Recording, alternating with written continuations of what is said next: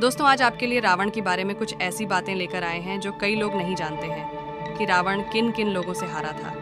श्री राम के अलावा इन 4 से भी हार गया था रावण। अधिकतर लोग यही जानते हैं कि रावण सिर्फ श्री राम से ही हारा था, लेकिन ये सच नहीं है। रावण श्री राम के अलावा शिवजी, राजा बलि, बाली और सहस्त्रबाहु से भी पराजित हो चुका था। यहाँ जानिए इन चारों से रावण कब और कैसे हारा था। नंबर 1. बाली से रावण की हार कैसे हुई। एक बार रावण बाली से युद्ध करने के लिए पहुंच गया था। बाली उस समय पूजा कर रहा था। रावण बार बार बाली को ललकार रहा था, जिससे बाली की पूजा में बाधा उत्पन्न हो रही थी। जब रावण नहीं माना तो बाली ने उसे अपनी बाजू में दबाकर 4 समुद्रों की परिक्रमा की थी। बाली बहुत शक्तिशाली था और इतनी तेज गति से चलता था कि रोज सुबह सुबह ही 4 समुद्रों की परिक्रमा कर लेता था। इस प्रकार परिक्रमा करने के बाद सूर्य को अर्घ्य अर्पित करता था। जब तक बाली ने परिक्रमा की और सूर्य को अर्घ्य अर्पित किया, तब तक रावण को अपने बाजू में दबाकर ही रखा था। रावण ने बहुत प्रयास किया, लेकिन वह बाली की गिरफ्त से आजाद नहीं हो पाया। पूजा के बाद बाली ने रावण को छोड़ दिया था। नंबर 2. सहस्त्रबाहु अर्जुन से रावण की हार कैसे हुई। सहस्त्रबाहु अर्जुन के 1000 हाथ थे और इसी वजह से उसका नाम सहस्त्रबाहु पड़ा था। जब रावण सहस्त्रबाहु से युद्ध करने पहुंचा तो सहस्त्रबाहु ने अपने 1000 हाथों से नर्मदा नदी के बहाव को रोक दिया था।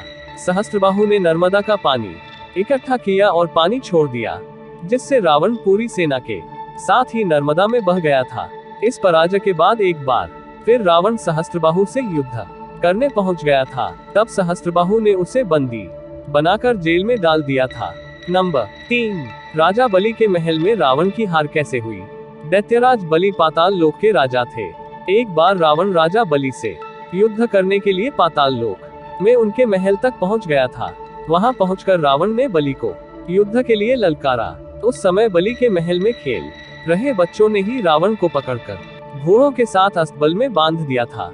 इस प्रकार राजा बलि के महल में रावण की हार हुई।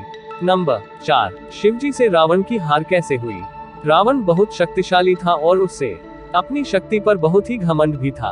रावण इस घमंड के नशे में शिवजी को हराने के लिए कैलाश पर्वत पर पहुंच गया था। रावण ने शिवजी को युद्ध के लिए ललकारा, लेकिन महादेव तो ध्यान में लीन थे।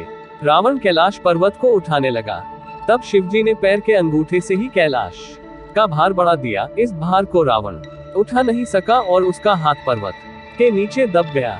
बहुत प्रयत्न के बाद भी रावण अपना हाथ वहां से नहीं निकाल सका।